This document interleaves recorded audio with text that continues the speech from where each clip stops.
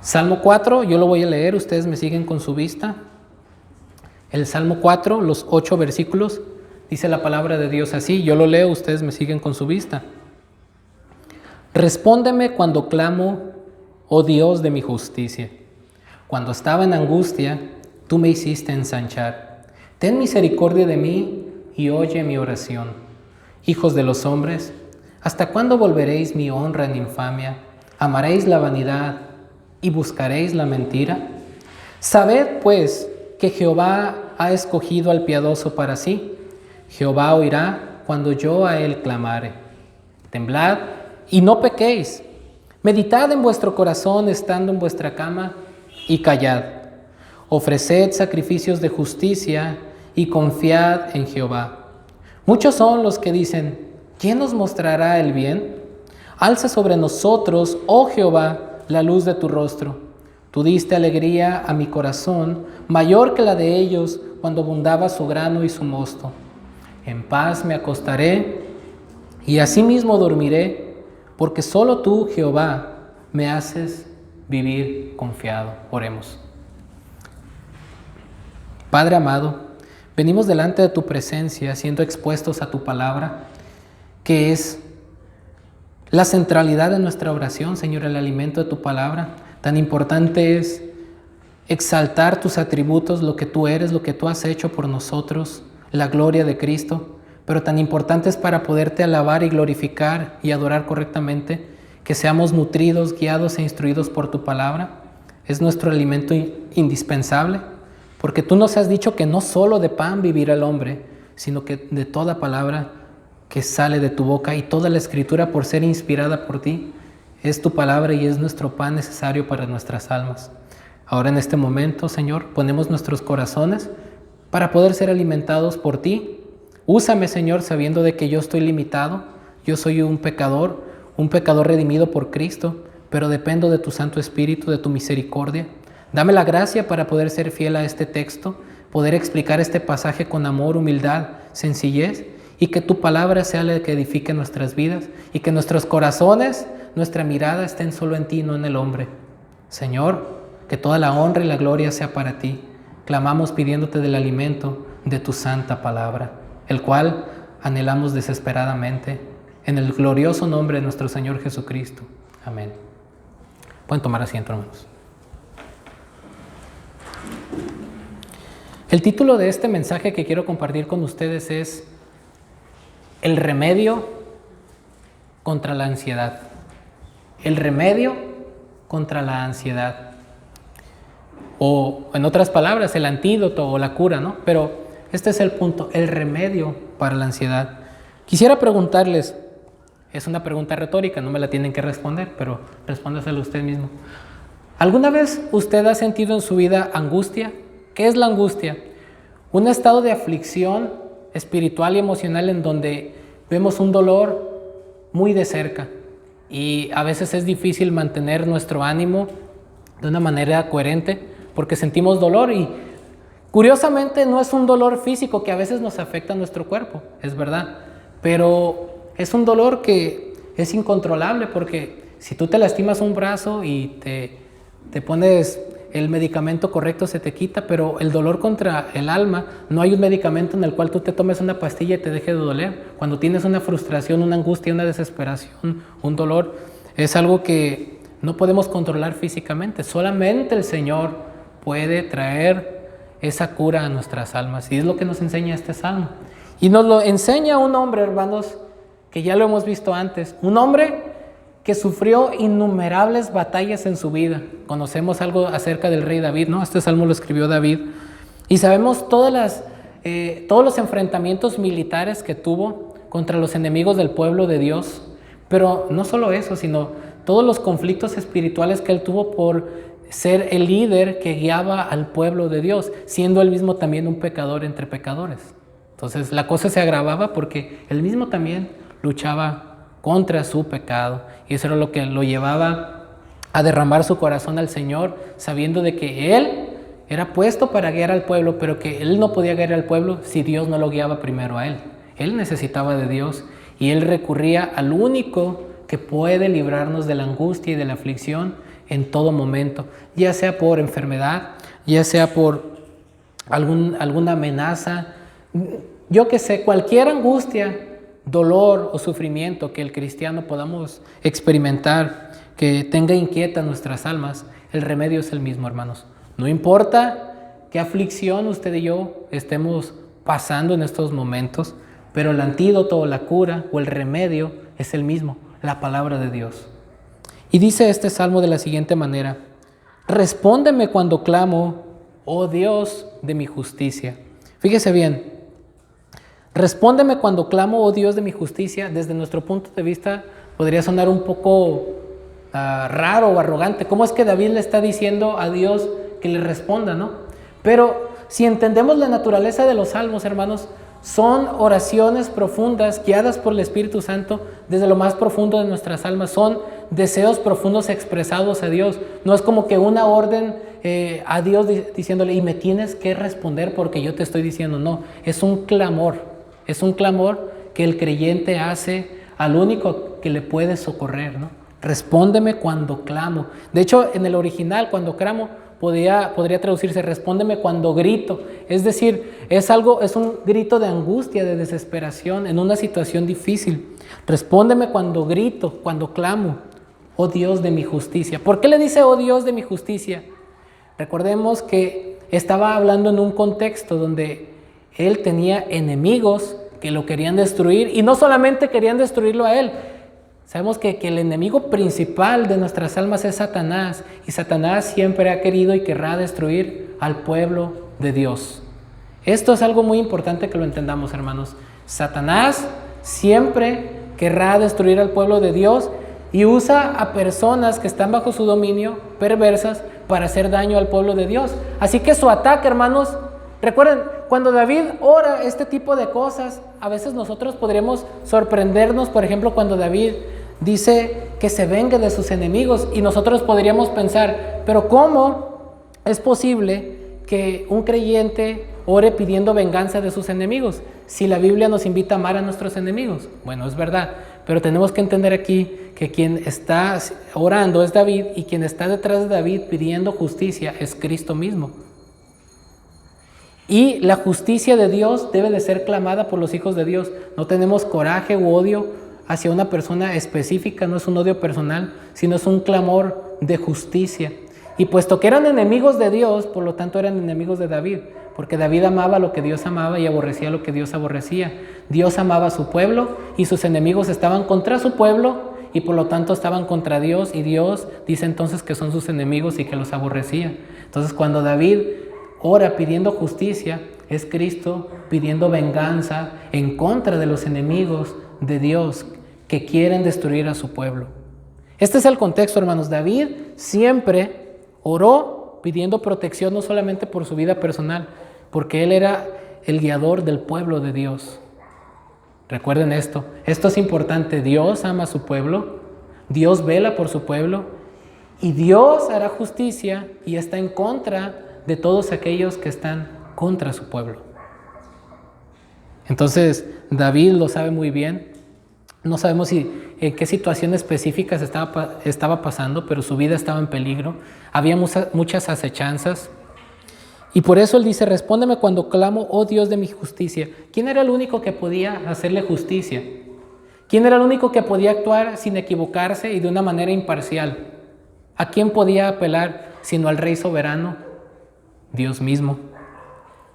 Sigue diciendo, cuando estaba en angustia, o sea, cuando estaba en un sufrimiento tremendo, tú me hiciste ensanchar. Esta palabra ensanchar significa expanderse, pero da la idea de alivio. Cuando estaba sumamente preocupado y dolido por muchas dificultades, tú me diste alivio, es lo que le está diciendo a Dios. David ya había pasado por innumerables luchas y pruebas y dificultades. En este momento él estaba pasando por una situación nueva, pero él recuerda las liberaciones pasadas, y él recuerda y sabe que solamente Dios es el que puede traer alivio a su situación. Y él recuerda el pasado, hermanos. Fíjese, no es bueno vivir del pasado cuando estamos recordando puras cosas malas y eso nos estanca. Pero es bueno recordar el pasado cuando vemos las maravillas de Dios y nos lleva a voltear a ver al Dios que nos ha sostenido. En ese sentido es bueno vivir del pasado, recordar las maravillas que Dios ha hecho en nosotros. Recuerde de dónde nos sacó el Señor. Recuerde cuando usted y yo estábamos sin Cristo, cómo Él tuvo misericordia de nosotros y hubo gente que oraba por nosotros, que nos predicaba el Evangelio aunque lo rechazábamos. Y hubo un momento donde Dios abrió nuestro corazón por medio de su Santo Espíritu y nos hizo nacer de nuevo y nos trajo de las tinieblas a la luz y nos dio una nueva naturaleza, una nueva vida.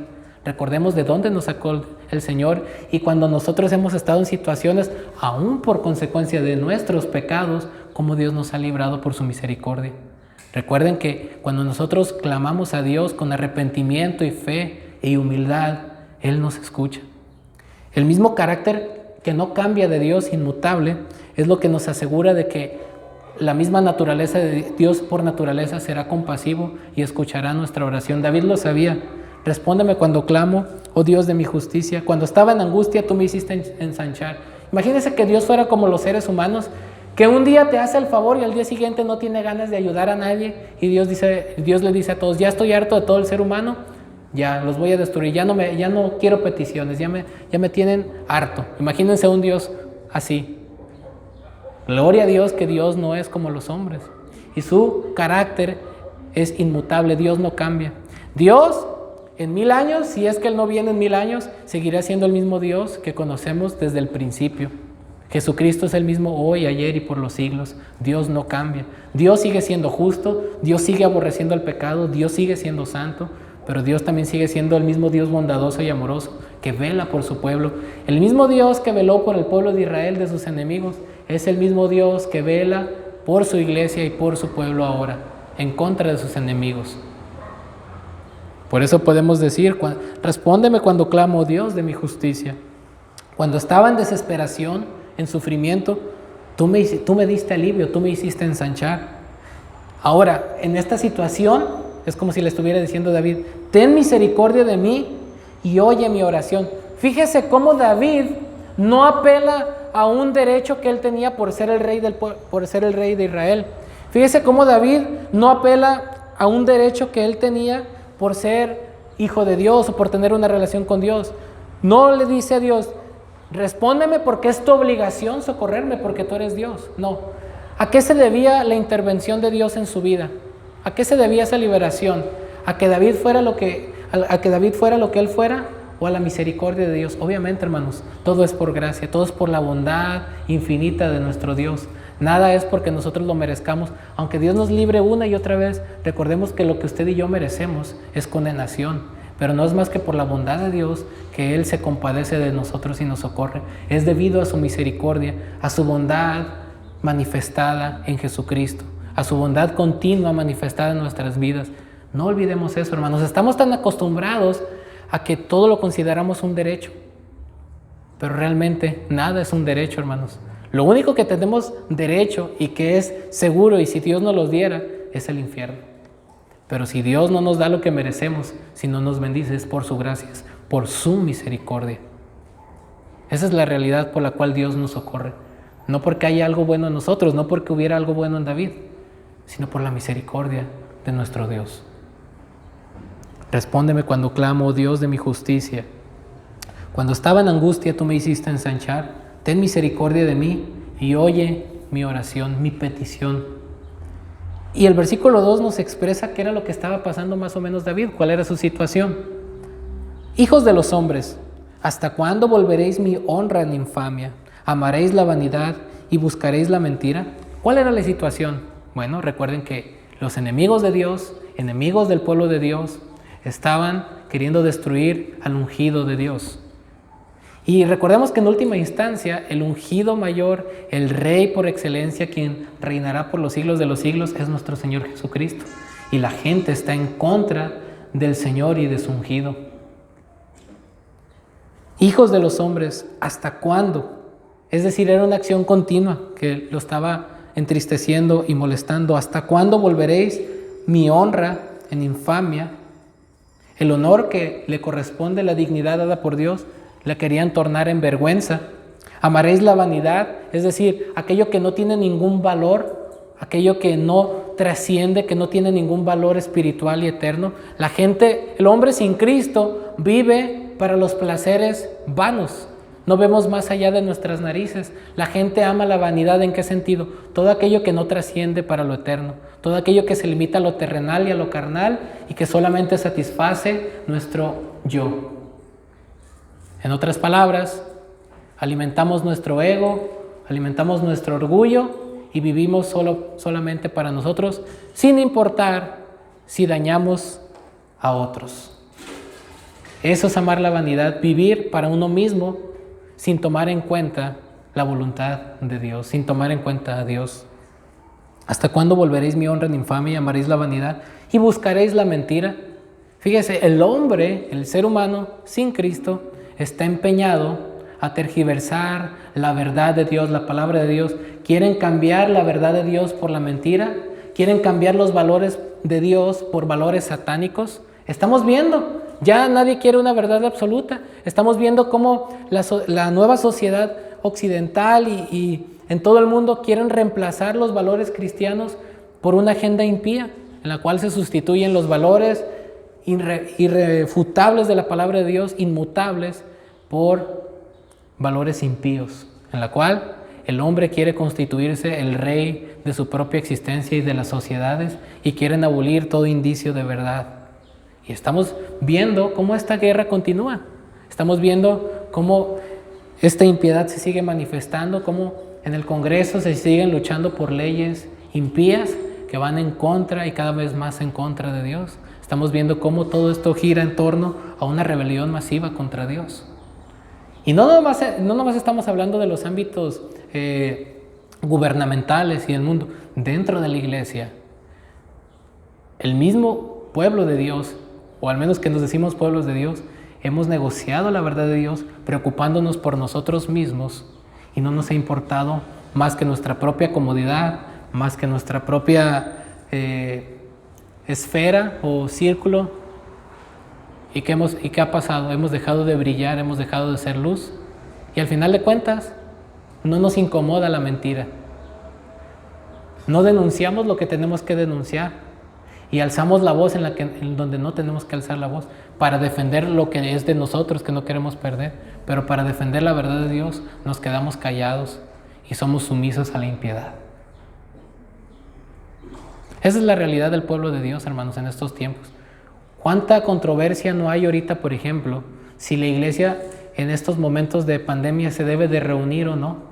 Yo creo que hasta la disputa es ridícula, hermanos. Yo creo que el hecho de pensar y dividirnos y pelear por si la iglesia se debe de congregar o no, yo creo que no debe de caber en un verdadero cristiano, ¿no? Un verdadero cristiano siempre va a tener en su corazón y en su anhelo congregarse. Y si no puede hacerlo por alguna situación que le impida realmente, aún así en su corazón siempre va a tener ese dolor por no estar con el pueblo de Dios. Y no vamos a ser tan ingenuos para creer todo lo que la gente nos dice o el gobierno nos dice, como si esto fuera el fin de la iglesia, hermanos. No podemos limitarnos por cuestiones impías, por leyes impías. Tenemos que respetar a nuestras autoridades, tenemos que dar un buen testimonio, tenemos que mostrar amor al prójimo, pero nunca debemos de negociar la verdad de Dios. Tenemos que ser fieles a Cristo, tenemos que honrar a Dios, tenemos que obedecer a Dios antes que a los hombres. Jesucristo es nuestro Señor, no el César, no el rey, no los gobernantes.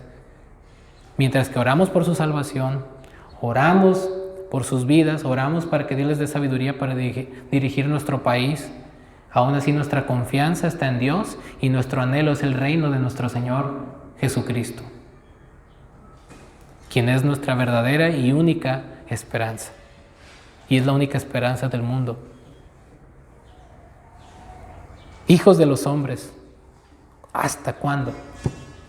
¿Hasta cuándo volveréis mi honra en infamia, amaréis la vanidad y buscaréis la mentira? En otras palabras, ¿hasta cuándo se burlarán de Dios y estarán pisoteando la verdad de Dios y vivirán como si ninguna consecuencia fueran a obtener de eso?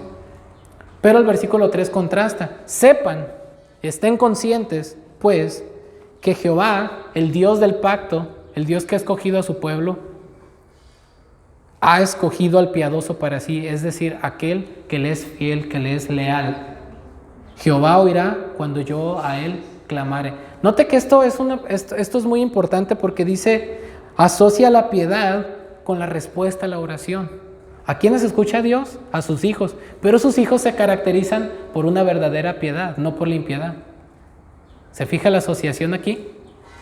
Jehová oirá cuando yo él clamare. Dios ha escogido al piadoso para sí, pero ¿quién es el piadoso?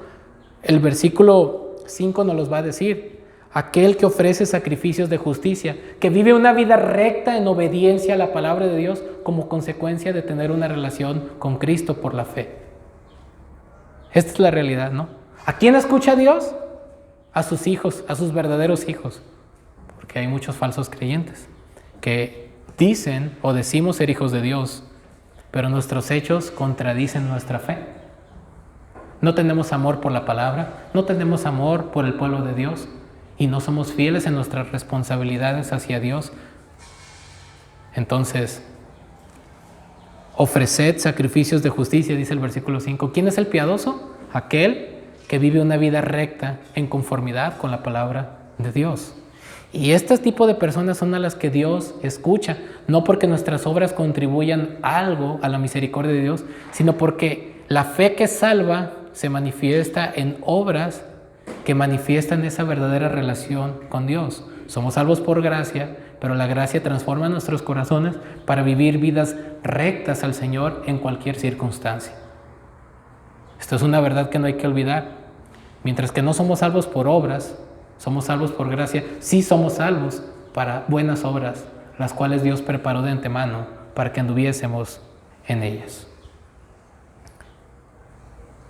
Sepan pues que Jehová ha escogido al piadoso para sí, Jehová oirá cuando yo él clamare. ¿Cuál es la condicionante? Ser un verdadero hijo de Dios. Y si somos verdaderos hijos de Dios, tenemos que ser leales a Dios, piadosos de verdad. Versículo 4, temblad y no pequéis, meditad en vuestro corazón estando en vuestra cama y callad. Aquí hace una invitación. Temblad, es decir, consideren a Dios, consideren al Rey del Universo y estremezcanse porque consideren que nuestra condición es de pecado.